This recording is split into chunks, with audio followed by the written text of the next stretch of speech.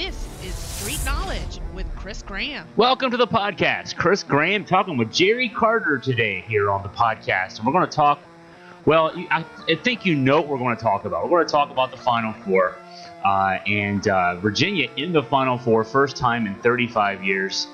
And we've been talking Virginia basketball since the start of the season with Jerry, because we started this podcast series with Jerry back in ACC football season. So this is the end of the sports year. I mean, there's still college baseball, there's lacrosse, but for the most part, for most sports fans, the college sports year ends now. Baseball has already started, pro baseball, that is, going into summer and all that kind of stuff.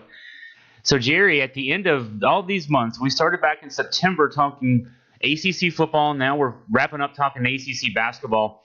What an ACC season it's been. With Clemson winning the national championship in football, and now Virginia is still in the running for a national championship in basketball. I didn't know I was going to start here, Jerry, but it just occurred to me that we're wrapping up college sports here, and we talk ACC. So has that sunk in yet? That the major part of college sports season's coming to a conclusion here? Chris, I have to admit the first thing I thought about since I'm going to call it the pass and the shot. I do believe that that's going to end up being one of those plays that, as the future goes forward, you're going to see that replayed quite a bit. The shot that forced overtime. That was clearly one of those one shining moments. The amount of thought process that went into that in a very, very short window. T.A. Clark. Again, he's going to be around for a while, but I think now he'll always be a huge part of Virginia Cavalier basketball glory, if you will. And you can't watch that play without just thinking, who has the composure to do that? You're sitting there, and it reminded me, Chris, at first just a little bit of Wittenberg having to go backwards, and then he throws up that huge air ball in the national championship game, but he was lucky that Lorenzo Charles was at the bat. When he started running backwards, I'm going, wow, this is going to be really interesting to see how this plays out. And he gathers it. And then in one motion turns around and just throws a half-court pass. And then you're going to sit there where, Mamadi's got to know the clock. That part reminded me a little bit of the Lakers shot against Kentucky. But that was my first thought when it happened, was what a magical play. And once that play happened, there was no doubt Virginia was going to win the game in overtime. And when you have something happen like that storybook, you're sitting there going, you can't waste it, because it's a nice play if Virginia doesn't win the game. But because Virginia won the game and they made it to the Final Four, that's my first thought as we go into the day was, wow, what a play. I'm not sure my feet didn't leave the floor when it happened. And like I said, right then, I said, okay, let's book it. It's over. That you're not going to not win the game after that much of a play. And I've been kind of surprised this week. I thought that play might have been talked about just a little bit more because it was such a phenomenal play. Yeah, it was. I mean, so the play of the ACC season, Clemson's 2 wins in the national playoffs were not dramatic. So nothing dramatic there. They didn't have any dramatic real wins on their way to the championship. It's the play of the tournament, and that's a big deal. The NCAA tournament eclipses even the college football playoffs, certainly in terms of drama. It's the play of the tournament, and I agree. It's not really been talked about that much. That's probably a symptom of it being Virginia. Yeah, it will go down in lore. I watched the TV simulcast of Tiki Barber's national radio show. Most days I watch it, and he of course has been wearing the Virginia colors proudly on the simulcast all week. And he talked about how he played in that 1995 UVA Florida State football game. Florida State's first loss as a member of the ACC came down to the final play, and how people go up to him and talk about how he played in that game. And, of course, he didn't make the play of the game. That was Adrian Burnham and Anthony Poindexter who made the tackle and Warwick Dunn. But all those years later, we talk about that play. The first one that came to mind for me after Saturday night's game and Virginia's win in overtime was actually another tap back on a missed free throw. Ralph Sampson's final home game in University Hall in 1983. He had gotten fouled. I think it was 4 seconds left. Maryland's up 2, so they're about to ruin Ralph's last home game. And he got fouled shooting a shot, so they're down 1. He's got 2 free throws. Ralph's a good foul shooter. He was an 80% foul shooter in college. He missed the first. He missed the second. And then Craig Robinson tips the rebound back to Ralph, who catches it at the foul line and then makes the shot at the buzzer to win the game. And, of course, everybody goes home happy, and Ralph's the hero in his final home game. Difference with this one is that one was a regular season game. The Virginia win over Florida State in football was a regular season game. This was, if you don't make that shot, your season's over. Another miserable opportunity goes by the wayside for Virginia. The narrative about Tony Bennett not being able to win the big games in March continues. The redemption story comes to a premature end from last year's loss to UMBC. And not only that, but it went to the other foul line. So Ralph's shot went to his foul line. This ball, T.A. Clark chases it all the way down to the other foul line in 5.9 seconds, throws the ball back up court.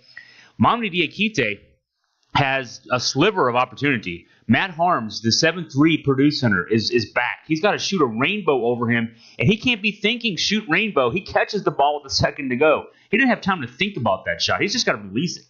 So, yeah, everything about that's perfect, and as long as all of us who remember it and lived it and almost died with it will be able to breathe on this earth, we'll talk about that play and those two kids, T.A. Clark and Mamadi Diakite. And I got to give a shout out here. I've seen it referred to in a certain way. My friend Chris right at the Saber, thesaber.com, he's calling it the Kiekite play. And I got to tell you, he's got to trademark that. That's awesome. That's great writing right there. But the Kiekite play. Goes to overtime, and Virginia scores, goes ahead on the DeAndre Hunter basket with 26 seconds left, and then get a couple of defensive stops, win the game. Wow. And now Virginia's playing in the Final Four for the first time since 1984, first time in the Tony Bennett era. And Jerry, they won on the 10th anniversary of the day UVA hired Tony Bennett. So a little bit of closure there in the sense of, seeing his dream realized.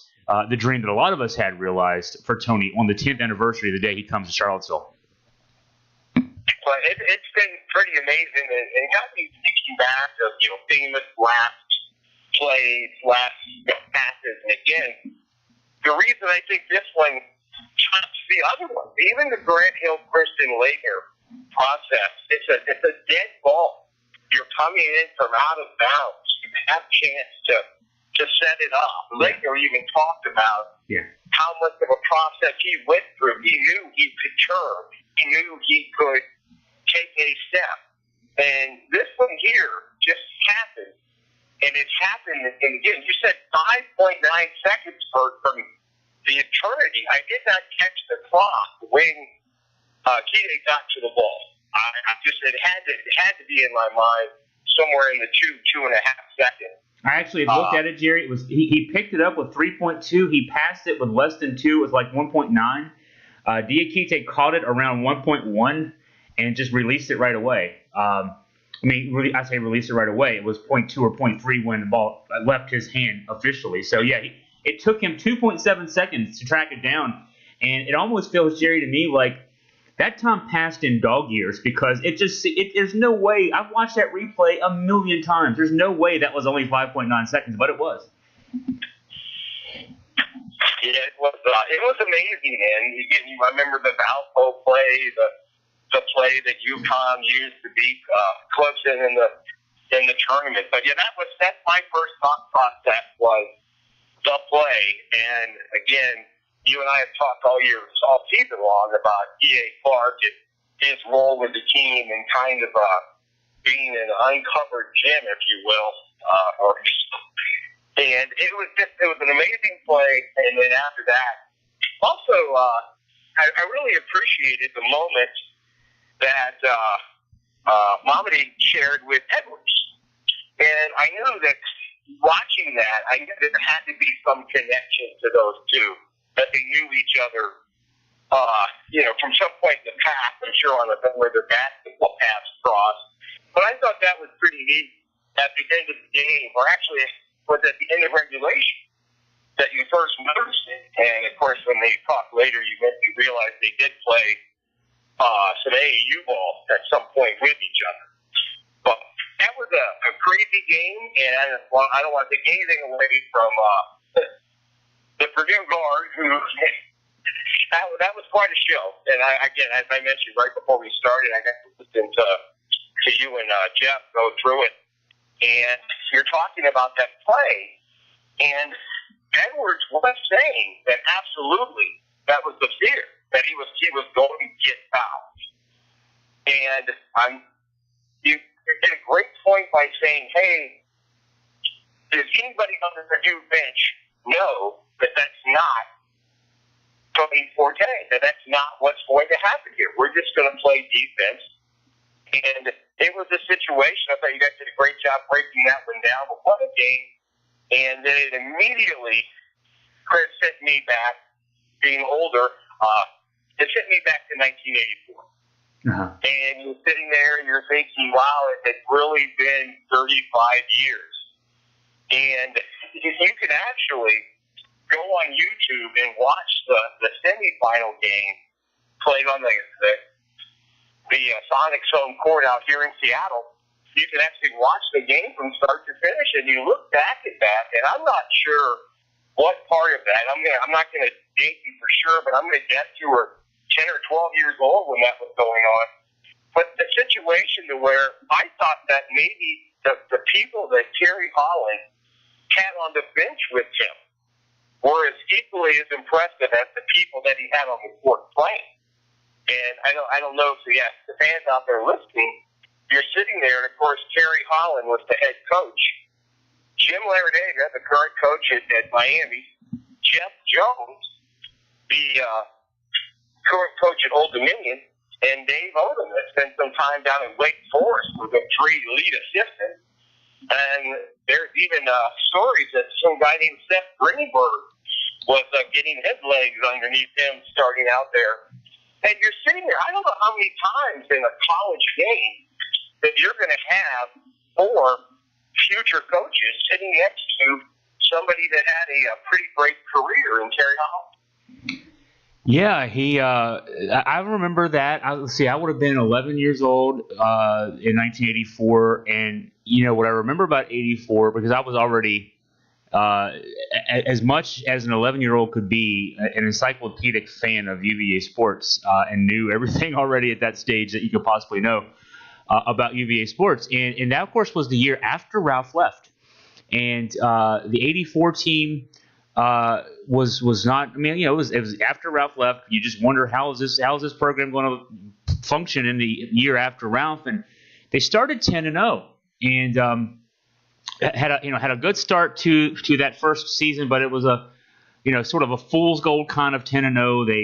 They were not a very good non-conference schedule, I guess you could say, and a lot of criticism that they finished 6-8 in the 6-8 in the ACC regular season, and then they lost their final game of the regular season, lost the first game of the ACC tournament, and a lot of thought they weren't even going to make the tournament field, and probably shouldn't have with that record. They finished 17-11 after the loss in the ACC tournament. So 17-11, they'd gone 7-11 in their last 11 games. This team doesn't deserve a bid.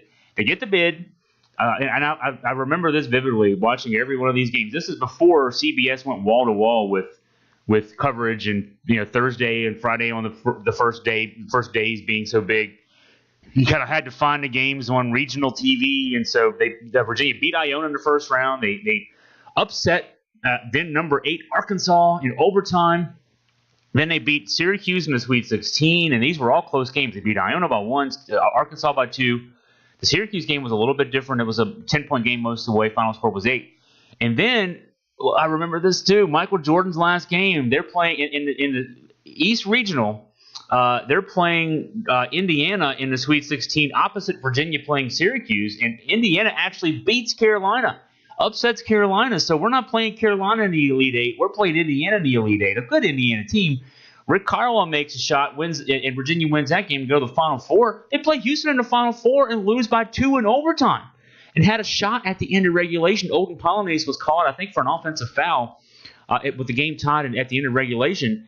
And they would have beaten that Houston team that went on to win the championship that year in that classic final against Georgetown, the Olajuwon versus Ewing final. I mean, Virginia almost screwed up the Olajuwon Ewing final. So, yeah, I remember.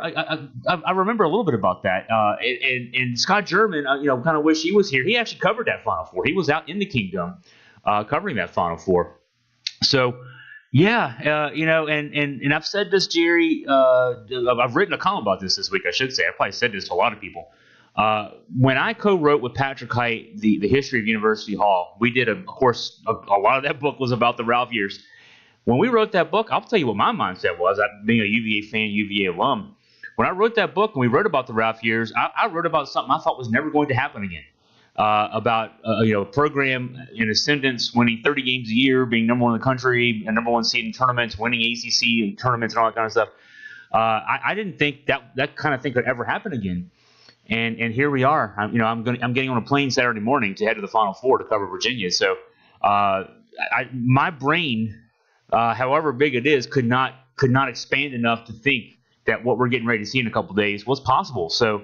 That's obviously a credit to Tony Bennett, credit to, let's see, who else? John Oliver, who found him, to Craig Littlepage, who pulled the trigger on hiring him. And I think maybe Castine was still president then. I guess he had to sign off on it too. But all those folks who saw that this guy, 39 years old at the time, who played boring basketball, looked like he was about 18 years old. I unearthed a picture that I took at the first press conference of Tony at UVA and posted it this week on Augusta Free Press. He looked like a kid, and that guy could get in 10 years to get this program to the level it is. A lot of people saw some things, and now they've happened. Well, it's been really interesting, again, having been a fan of Tony Bennett. Anytime you want to stop, and I know people know that he came from his first head coaching job was out here at Wazoo, but to give you an idea of just how hard it is to win at Wazoo, nobody since Tony Bennett left has even come close. And it's a very rural place where the campus is. You're out in the middle of nowhere. In the winter, you literally freeze to death. And I tell people, if you can get an athlete to come there to Washington State and play basketball in the wintertime, you've done something. And they just made another fire hire.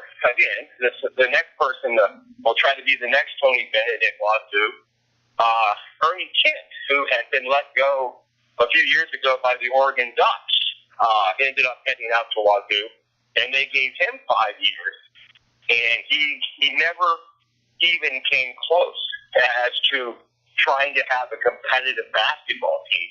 So I know, again, that the average UVA fan knows where Bennett came from, and they know a little bit about his dad. But what he accomplished and where he accomplished it, it's just amazing. It's the equivalent of, I believe, of coaching a basketball team in Siberia. So pretty happy for Tony. I still get a kick out of his NBA cards from his days with the Charlotte Hornets. You talk about somebody looking like a kid. It was, I'm sure there was a couple of times he tried to get into the arena and somebody thought he might have been the water boy. But pretty exciting stuff.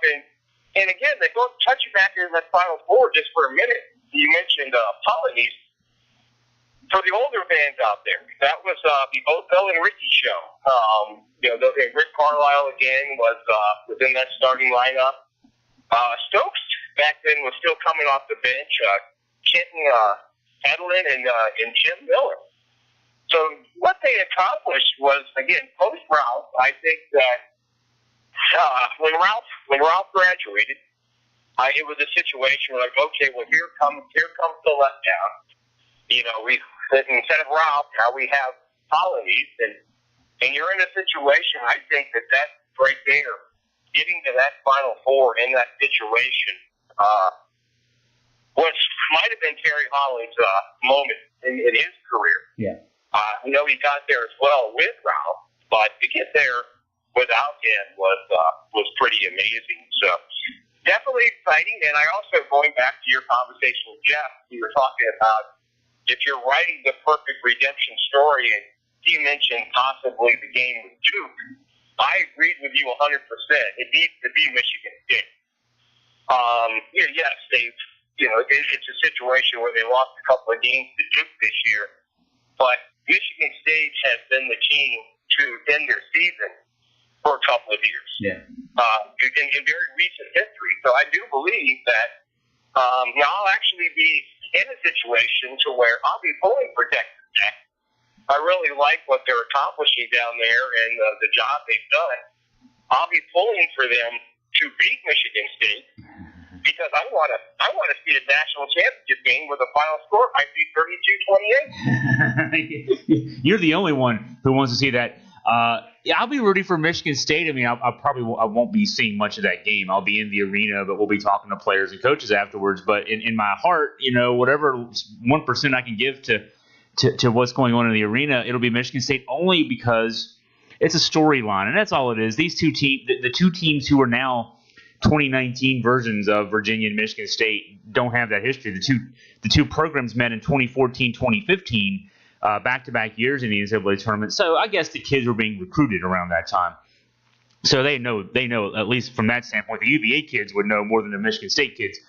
But from a narrative standpoint, and of course, Virginia's got to get past Auburn, Michigan State's got to get past Texas Tech. So that's a given. But assuming that we would be talking about that game as a potential Monday night game, the narrative from the Virginia side has been, well, this Michigan State team is tougher. Virginia's tough, but Michigan State's tougher.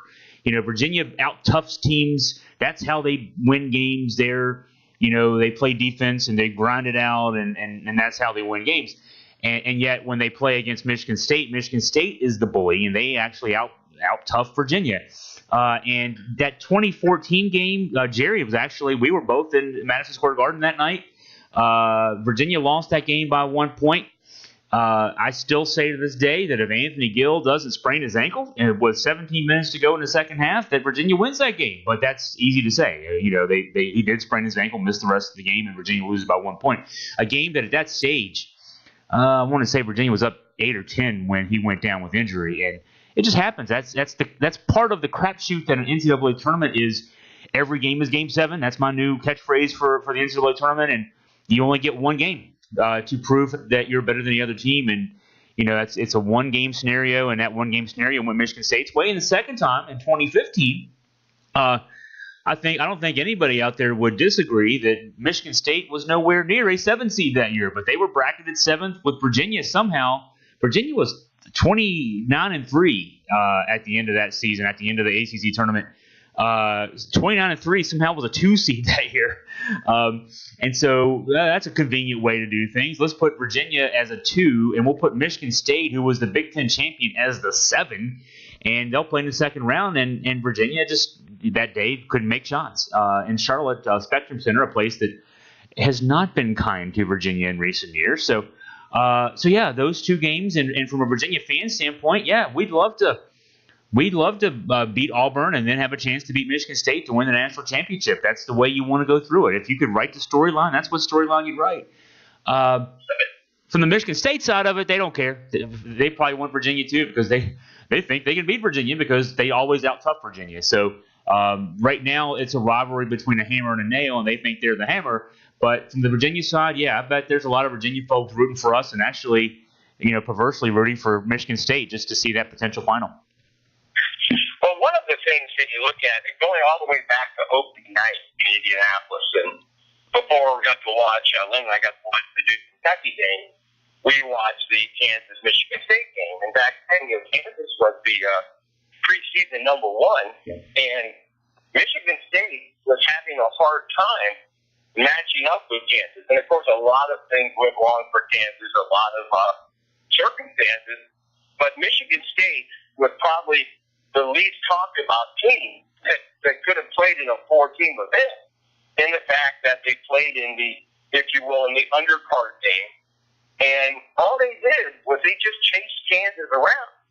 And you could see Winston was out there, and you could see that they Tom Izzo, Chris, you and I have talked a lot about coaches recruiting a certain type player. And Izzo's no different. He's done a pretty solid job of staying away from the quick answer one and done. It's a situation to where he's recruiting a certain type of player, somebody that's hard-nosed, somebody that's not afraid to go out there and give it 100% up and down the court. And I left there that night thinking, well, these guys are going to be okay. They had to play Kansas, and Kansas played a flashy game, but Michigan State that day was in a situation to where they checked within eyesight of Kansas. They ended up of course, falling short at the end. And it's a situation now where Izzo is concerned, when you're sitting there, it's kind of funny on the other side. Beard has openly this week talked about that basically that Tom Izzo is his hero from a basketball standpoint.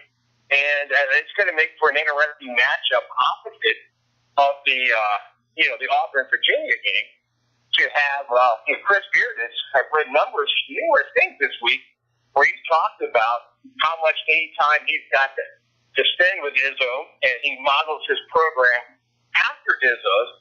And the Texas Tech game this year with Duke, when they played it on a neutral site in Madison Square Garden, was the first time. I knew they made it the Elite Eight last year, and I knew that they had a good team, but that was the first time I got to watch it from start to finish. And to me, it does look an awful lot like the way that Virginia played.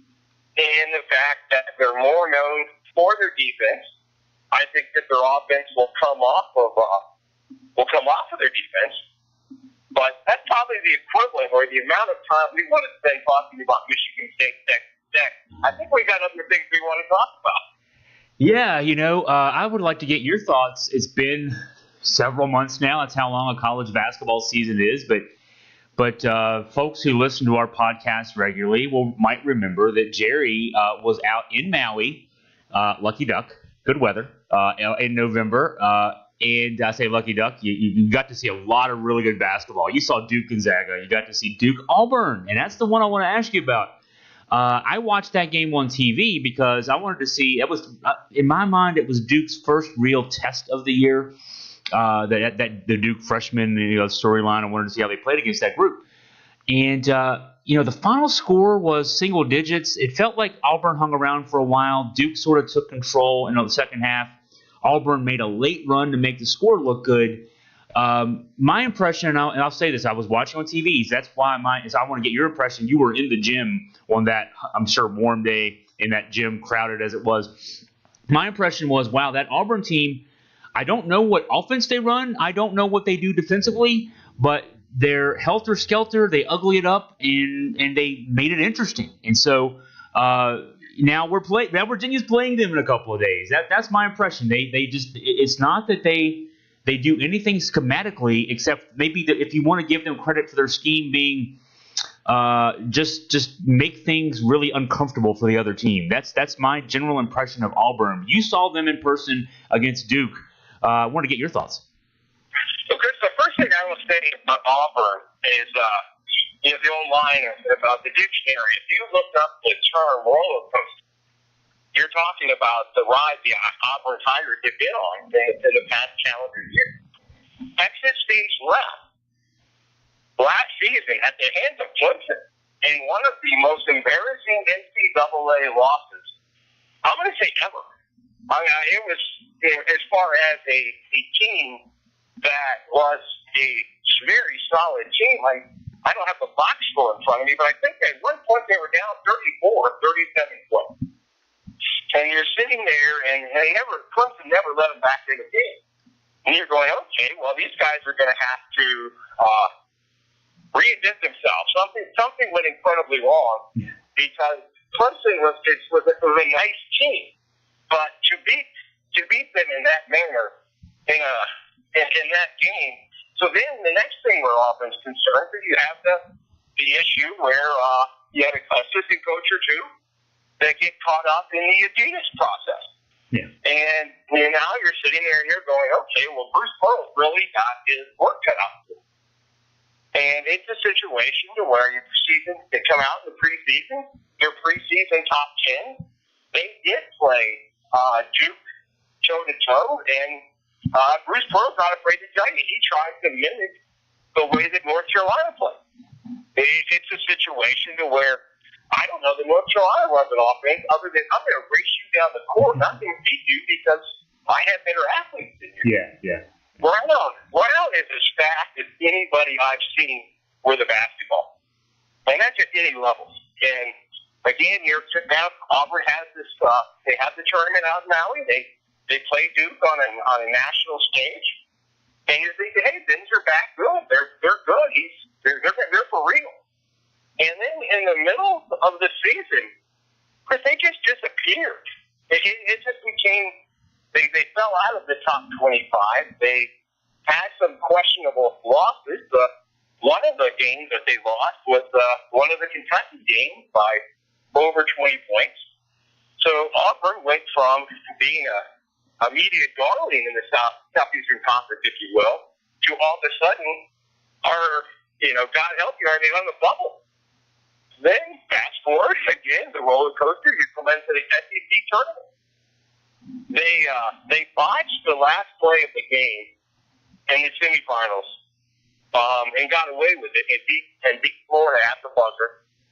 And then what do they do the next day? Because they turn it around, and the next day, they just embarrass Tennessee. Yeah. And they didn't beat Tennessee. They embarrassed them. So you're sitting here and you're going, well, which Auburn team is going to show up? What is it that they do? Well, they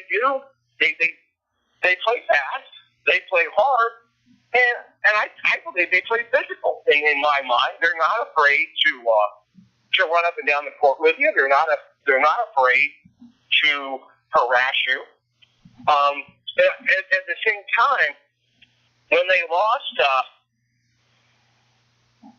their best player in the game against North Carolina, and that's the game against North Carolina is one I had to watch twice.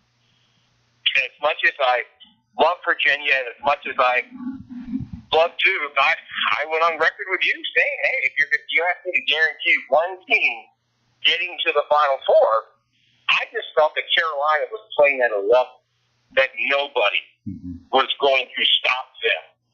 And once again, am I surprised that Auburn beat North Carolina? No. Am I surprised that they Mickey Mouse North Carolina? I was dumbfounded by that. You just kept waiting. So then they lose their star player. And by that time, North Carolina, I'm not going to say that North Carolina gave up. But I feel like they did as close to that as they could. Mm-hmm.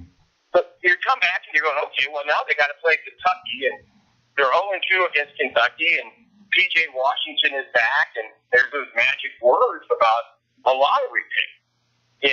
And you're sitting there, you're going, okay, well, certainly they're not going to be able to beat Kentucky without their best player. Well, the reason you can do that, you hear the term best player. And on certain teams, that's a huge deal. Duke losing Zion. In my mind, Virginia playing without Kyle Guy. Auburn is just deep. They're deep. They have players, and on any given day, any one of them can actually step up and go out there and score you 20 points. So the loss of the player, I'm not sure it didn't give it an emotional lift. And then you had the really touching moment when they wheeled the young man who originally wasn't coming to the game. They wheeled him in and put him behind the bench. And at that point, it's one of those moments where you're going, okay, this game's over. That's the Willis Reed moment for those of the older fans that are listening. You're just going, okay, Auburn's going to get there. So now now, if you go back to your question about what does Auburn do, they just want to try to mess you up. And their guards shoot free throws incredibly well. So you want to avoid having to be in a situation at the end of a game where you're trying to extend the game by fouling these guys. But they're going to run up and down the court very fast. You're not going to wear them out. And the question for me coming down to it is, will Virginia be able to play their game? And if they play their game, and again, Chris, I don't think anybody else can play. I'll go out and change the situation by saying I think they comfortably win and play on Monday night. I think that going back, if I'm on Tony Bennett's video staff, I'm pulling out the video of the North Carolina-Virginia game at Chapel Hill and find out what worked. Because at that time, North Carolina had to be feeling invincible. And Virginia just had a point. I don't like the term flip the switch, but they hit a point where they just said, okay, enough of this. We're going to get back to doing what we do. And they just shrunk North Carolina down. So that would be the tape I would be looking at, saying, okay, what worked, what didn't, from that standpoint. I'm not going to say that Auburn is a Cinderella story, but for what they've been through from last year's exit to getting to the Final Four it's been a heck of a ride. And a lot of times when we're talking, we talk in comparison to an ACC school, and that's Bruce Pearl even openly talked about it. Hey, we played the same game as North Carolina. Virginia has dealt with it, and I like the chances coming into Saturday, especially after the way Kyle Guy shot the ball in the second half the other day. North Carolina plays to an average of 74.3 offensive possessions per game, and if I'm Bruce Pearl, I'm watching that game too. The Virginia-Carolina game, back right after Virginia had lost on Saturday, a Saturday night to Duke at home, and then have to play Monday night against North Carolina, so very little time to prepare, the only time they played this year. So Carolina 74.3 possessions per game average this season. That game had 60 possessions. Virginia made Carolina play its game, and then they beat Carolina at Virginia's game. If I'm Auburn, I'm definitely looking at that tape. So, Jerry, I'm doing some quick math in my head here. Have to ask you a question, and I think I know the answer to this. Were you at the Duke-Texas Tech game in Madison Square Garden in December? I was actually in front of a rather large screen in Las Vegas watching that night.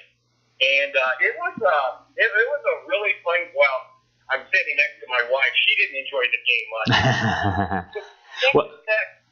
Texas Tech has the ability to frustrate you.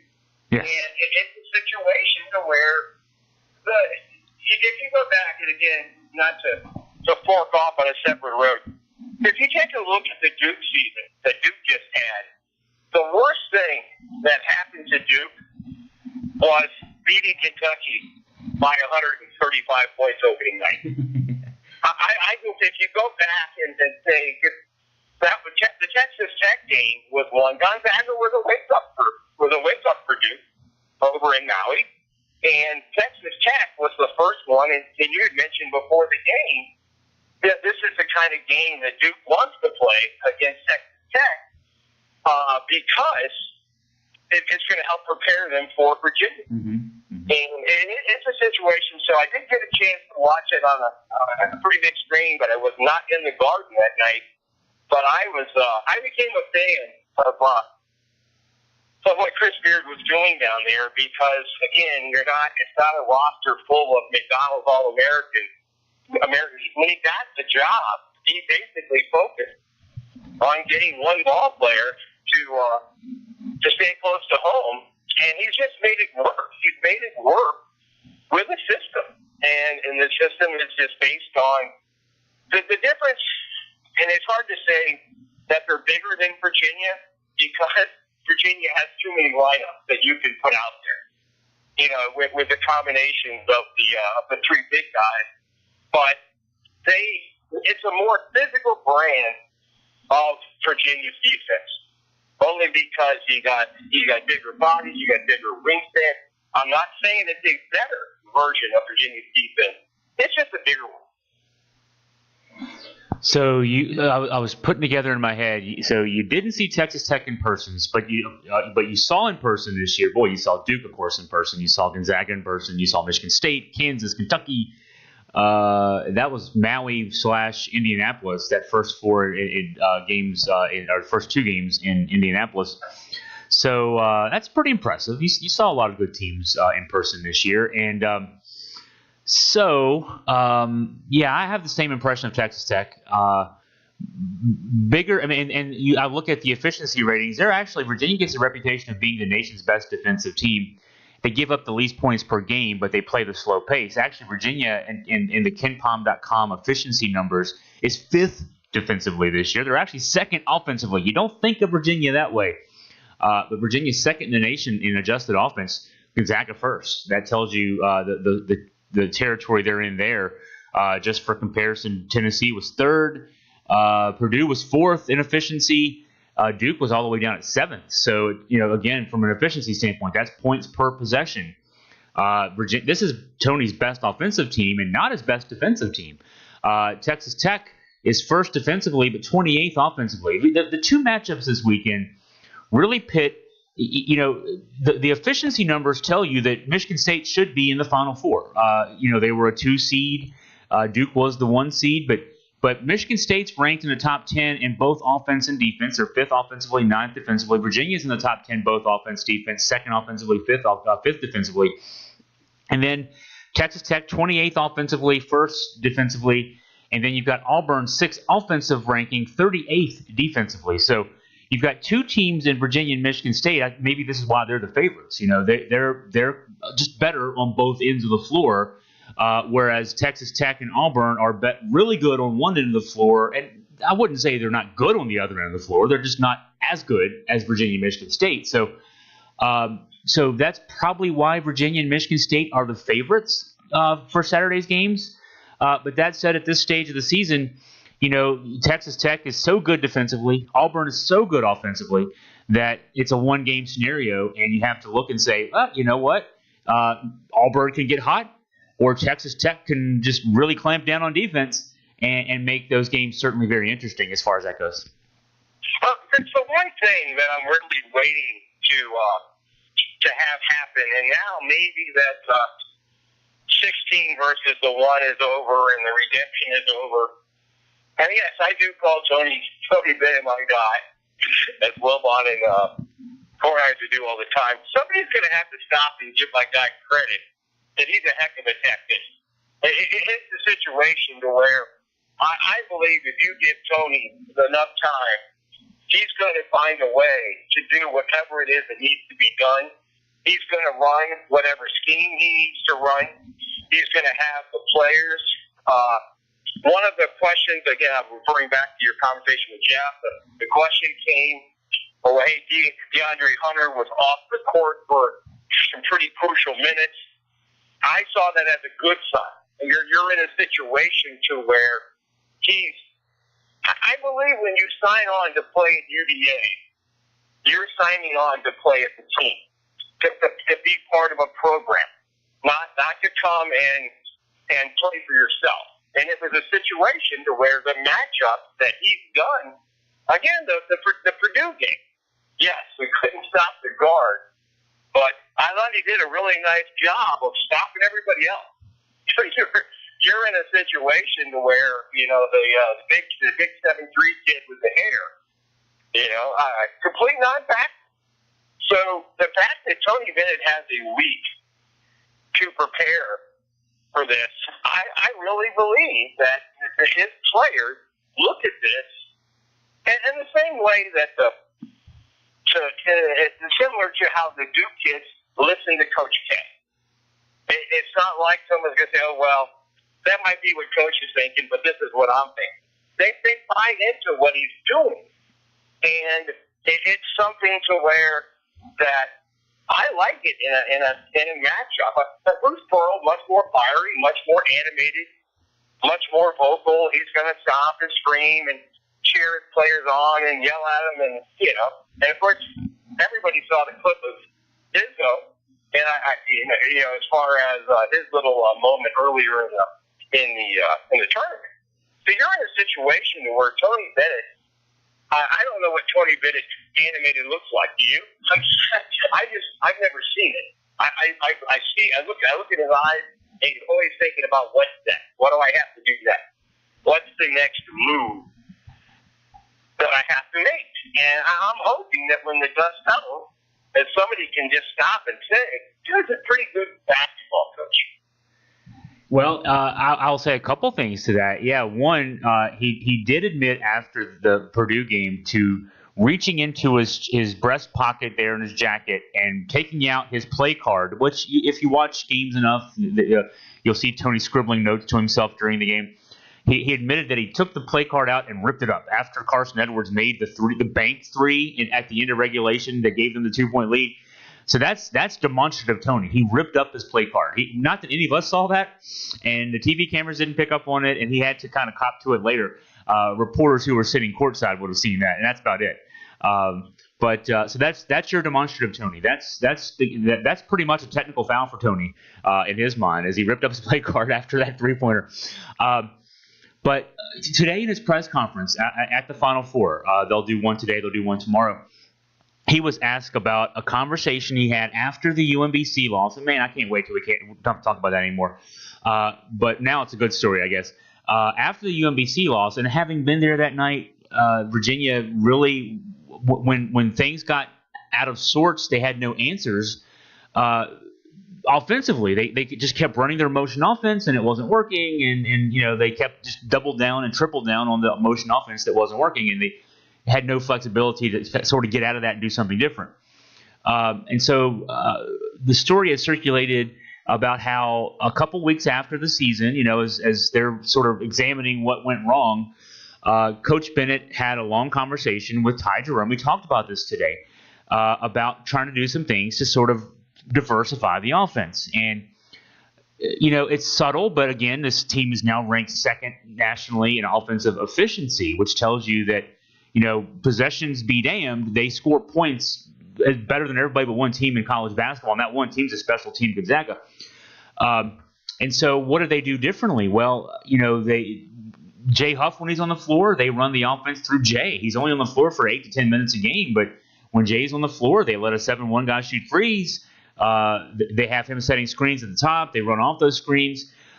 They do a lot of things with Ty Jerome, actually. A motion offense point guard is supposed to pass the ball and move. And you actually see a lot of Ty Jerome dribbling into the lane and setting up his teammates, either for a drop-down pass to a post guy, a kick-out to Kyle Guy for three. That you didn't see those things before from a Virginia offense. You see a lot of clear-outs, actually, for Ty Jerome, where basically he'll get the ball on the left side of the floor, and they'll put the other 4 players on the right side of the floor and put the defender on Jerome on an island. And then if they sneak somebody over to double after he gets past his guy, because Ty's that good to get past his guy in a lot of cases, then the guy who's been left alone will either sprint to the rim, or if it's Kyle Guy's defender, Jerome has him for a 3. So there are things in the offense now. I'm thinking the Gardner-Webb game. We saw a lot of just straight, pure post-ups for Mamadi Diakite and DeAndre Hunter in the second half.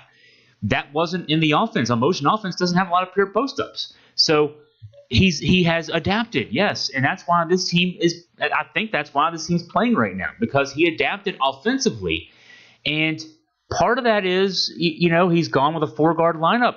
80% of the minutes, close to 80% of the minutes, it's something like 78-point-something% of the minutes this year for Virginia have gone to a 4-guard lineup. And defensively, you're better when you have 3 guards in Tony's system, 3 guards and 2 forwards. But he's going 4 guard, one forward, basically Mamadi Diakite and a little bit of Jack Salt at the 5 with 4 guards out there. That's what Auburn does, and it's what Tony does, and it's turned out to be his best defensive alignment for the offense that he's able to run. So yeah, he's adapted. We talked about that a lot last year after last season. I certainly wrote about that a lot. He's got to, kind of grow as a coach and do some things slightly differently. Not throw the baby out with the bathwater, but you got to do some things slightly differently. And in 1 year, with pretty much the same cast of characters, he's got this team in this Final Four because of those slight, probably for the average fan, imperceptible, but very important differences he's got out there on the floor with his chemistry and his usage. It's really interesting, and the similarities for me, and I have to be careful in saying this because where DeAndre Hunter is concerned, I look at DeAndre Hunter the same way because I look at Cam Reddish. Are they very talented ball players? Sure they are. Do they have moments where they can play at a higher level? Sure they do. And are they going to be lottery picks? Sure they are. I don't think DeAndre Hunter is the best player on Virginia's team. He's not, no. And it's funny from that standpoint. You're in a situation to where at the end of the game, and I love Jerome, I do. But at the end of the day, I'm watching Kyle Guy coach that team on the floor. You're in a situation to where, again, thank goodness the shots started to fall. And the one thing you'll notice about Kyle Guy, even when the shots weren't falling, there was no drop-off from any other part of his game whatsoever.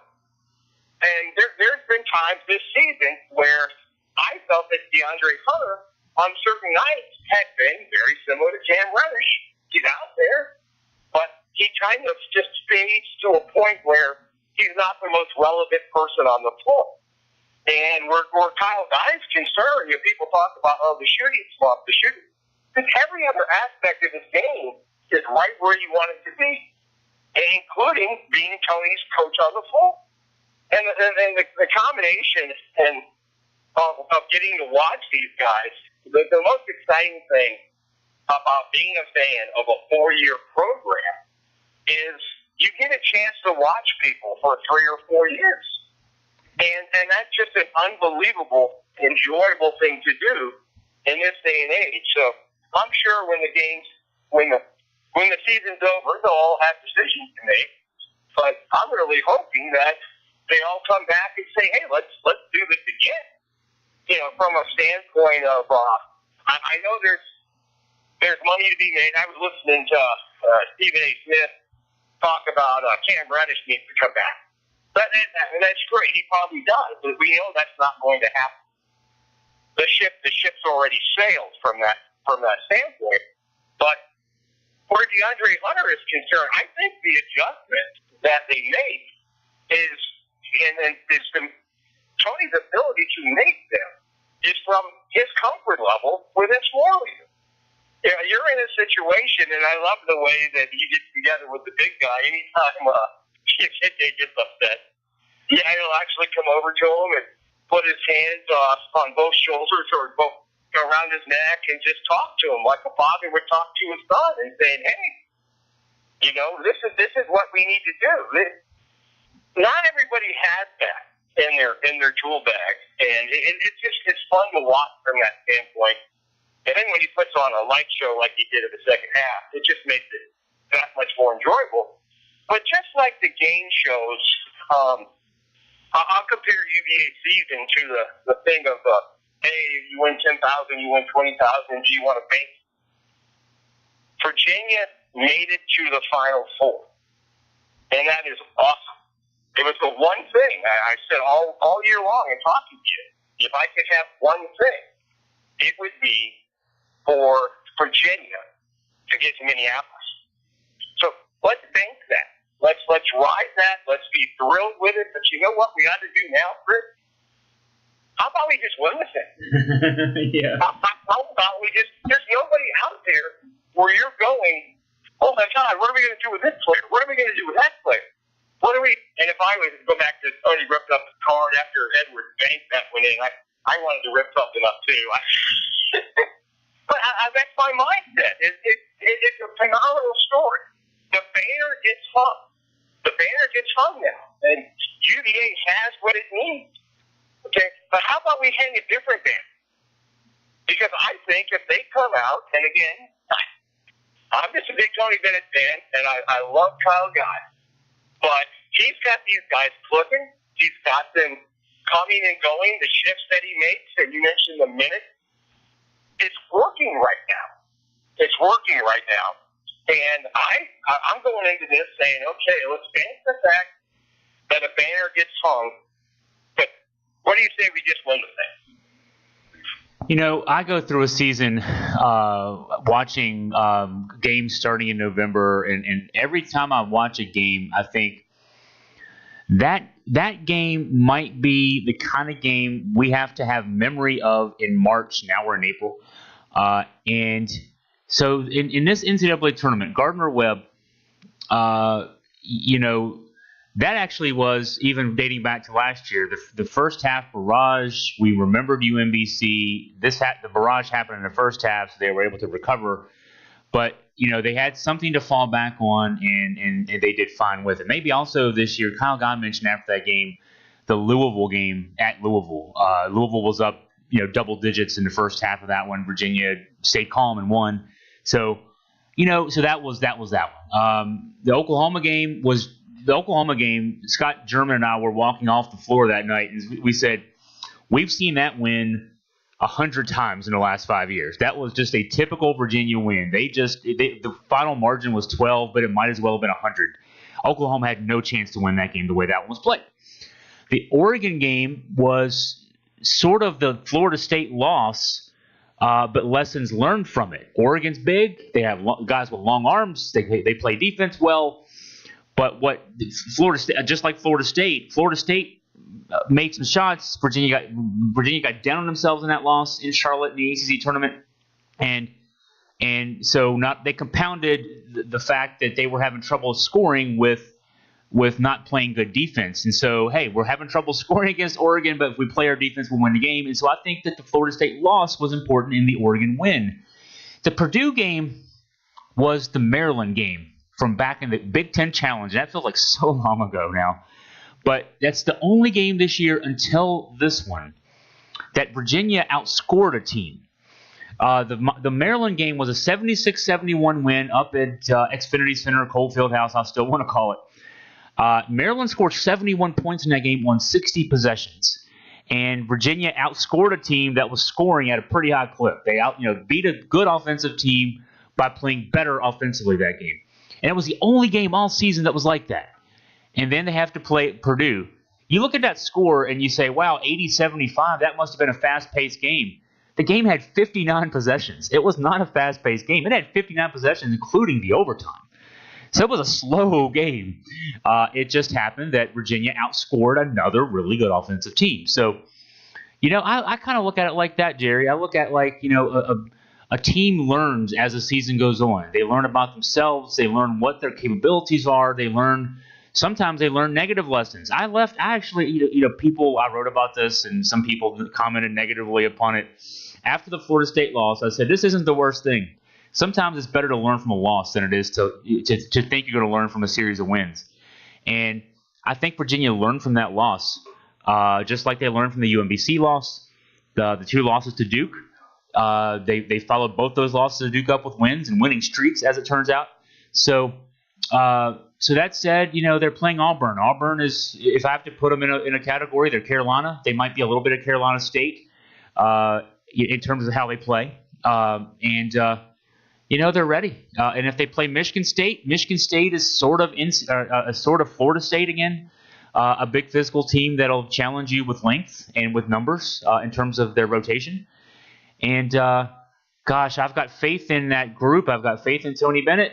And, DeAndre Hunter, I think what people don't see about him because he can go 4 for 8 from the field with 10 points. And you think, what the heck is that guy doing that for? Why is he 4 for 8 for 10 points? He's DeAndre Hunter.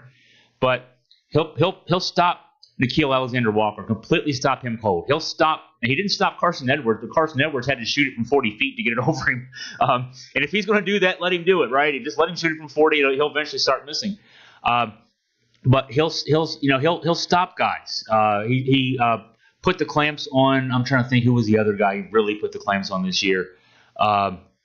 Nikhil Alexander-Walker was definitely one. Kobe White. The reason Virginia beat Carolina was in the last 10 minutes, he completely shut down Kobe White. A guy's going to be a lottery pick too. So I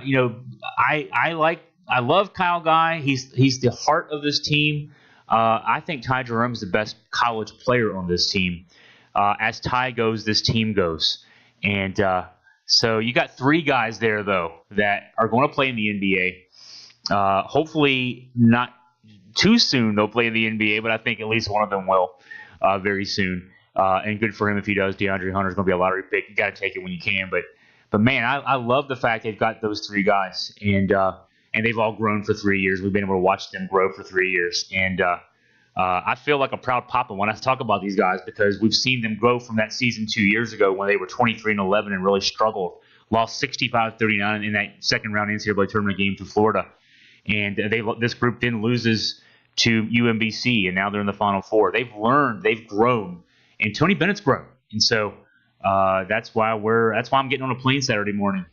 That's not something I normally do is get on a plane, but I'm getting on a plane because I want to be there when these guys are ready to cut some nets down Monday night. But it's going to be interesting because you brought up some valid points there, but I'll tell you what gives me confidence in the Auburn game, in that I never flinched in the Gardner-Webb game. In fact, I kind of found the first half of that entertaining because I thought these people were playing a game out of the movie/book Hoosiers. I mean, it was just a perfect game. But Duke played 3 halves this year, 3 halves that were as perfect as they get. The second half against Gonzaga, the first half against Kentucky, and the first half against Virginia at JPJ. Mm-hmm. And as you and I were texting back and forth that day, and you're in a situation, if that was the game that prepared you for somebody trying to run you out of the gym. Yeah. And what did they do? Now, they didn't ultimately win the game. In the same way that you wrote a column saying the Florida State loss is not the end of the world, I'm looking at that game for UVA. That was the day I'm going in my head. I go, they're going to Minneapolis. If there was ever an opportunity to get caught up in the deer in the headlights, the way that North Carolina did against Auburn, the way that Tennessee did against Auburn, I just think there's something to this team that will not allow them to get run out of the building. Yeah, I was going to jump in there. You're exactly right. I had not thought about that first half and how that related to Purdue, that first half of the Duke game, because I'm trying to find the numbers real quick, but it ended up being 39-35 Duke at halftime. After Duke went 6 for 7 from 3 to start that game, including a banked-in 3 by Cam Reddish. I think it was Cam Reddish. And then Virginia made a game of it, and Duke went 13 for 21 from 3 in that game and won by 10, a team that usually shoots 30% from three-point range. And so, yeah, that's part of the lesson too. Yeah, I think that's right. You have to, and I think that was maybe the weakness of last year's team, if you want to say. I mean, I did say after the season that team, last year's team, did not have that kind of adversity. They were 31-2, and they had only lost once since December 8th on that loss on the road at West Virginia. They lost by 1 point in overtime at home in a game that they had a chance to win both at the end of regulation and end of overtime to Virginia Tech. They really sailed through last season, but sometimes sailing through can be a bad thing because you haven't had to come through adversity. You haven't had to overcome, being down 10 in the first half. You haven't had to rally late in the game and see what you can do and sometimes lose and have to lick your wounds. They didn't have to lick their wounds. They didn't have any wounds to lick. They had won so many games in a row. This year's team, even with a similar record, are 33-3. But yeah, they had those 2 Duke losses. They had the loss to Florida State. They had some other games where they had to rally. The first Louisville game was like that. They had some tough games. So yeah, this team did go through some adversity. And as much as fans hate that, you hate to. I mean, I can tell you, boy, if I would just publish one day my text back and forth with Scott German. We would probably both end up in jail, but you hate it as a fan when your team is down and struggling and they can't make shots or the other team can't miss shots. But as long as they learn from it and get through it, that actually makes your team stronger. And maybe, Jerry, maybe there was a factor of that with this Duke team. I know they had lost 5 games, but we wrote a lot of those off as being losses, not full strength. We kept talking about the full strength Duke and the non-full strength Duke, and we finally got Duke in the NCAA tournament at full strength, really for the first time all season long, and they had to win a tough one to get to the Sweet 16, beating Central Florida. They had a tough one in the Sweet 16, and then finally lost the 1-point game to Michigan State. That's a surprise. I mean, when they were full strength, for the most part, they were dominant, and then they weren't. Whereas this Virginia team has been full strength most of the season, and now they're maybe playing their best basketball. So,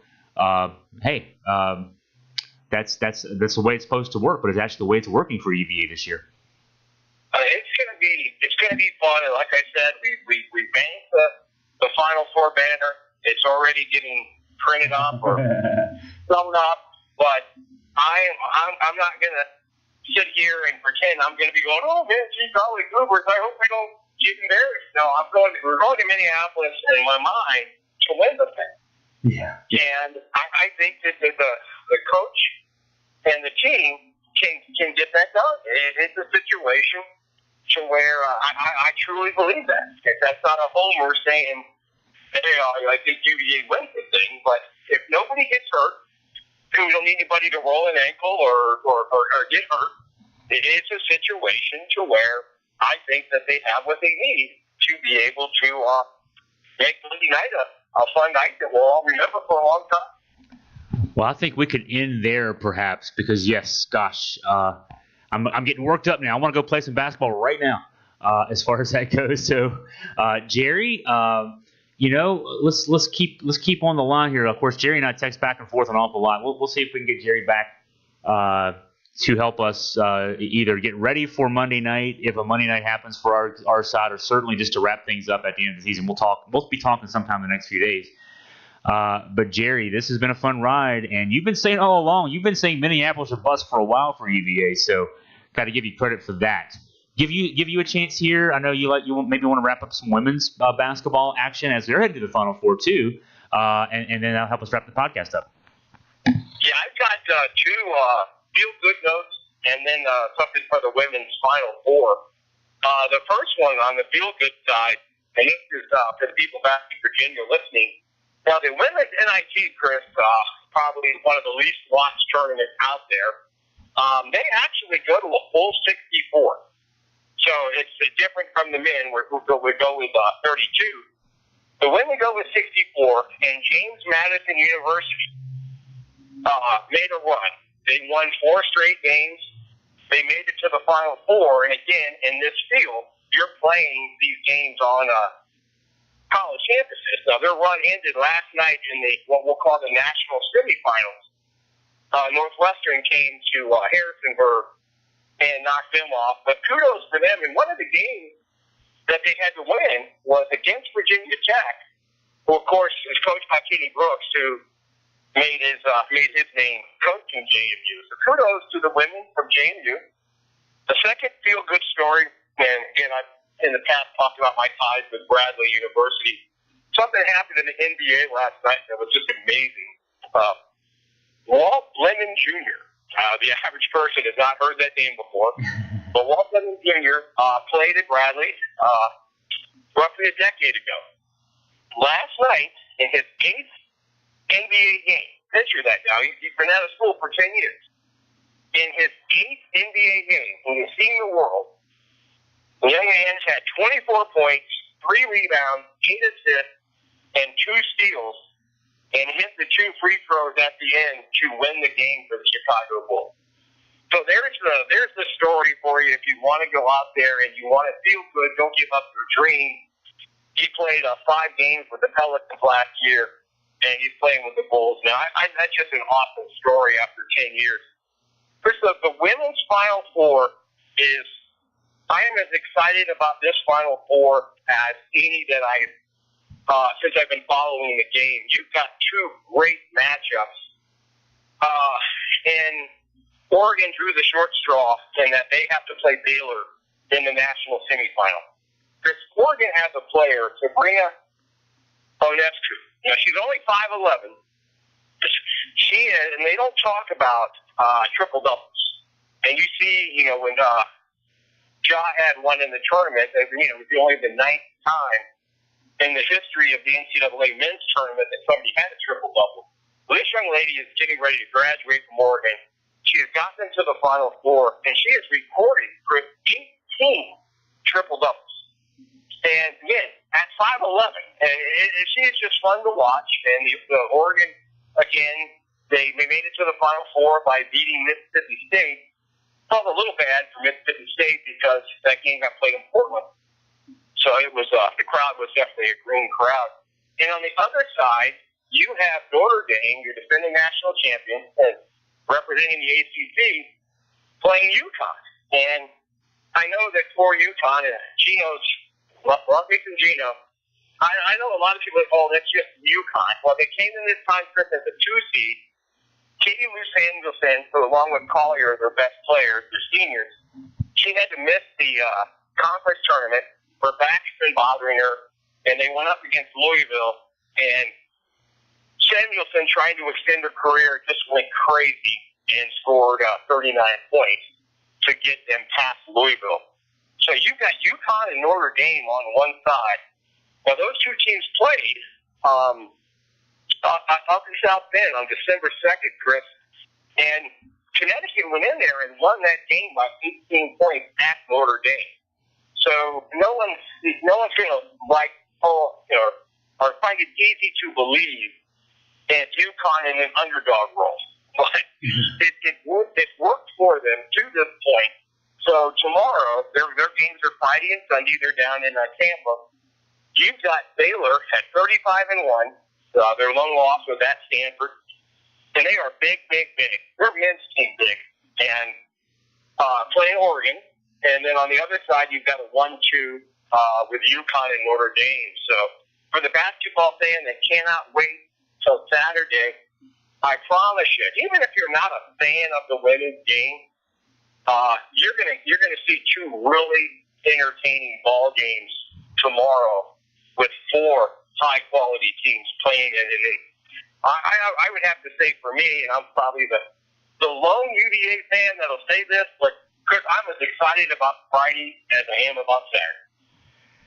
Well, we know that, and you're the guy who keeps us up with women's basketball, and so we know your love of that sport is right there. If it's not 100%, it's 99.9% of the men's game too. So that's why we turn to you for those updates. And you got me watching, you got me paying attention, just so I can make sure to ask good questions occasionally. So, well, 2 Final Fours this weekend. We've covered them both, and we're getting you ready for UVA, particularly here on this podcast. Jerry, I want to thank you for your time, and hey, wahoo wow, let's get ready for some basketball.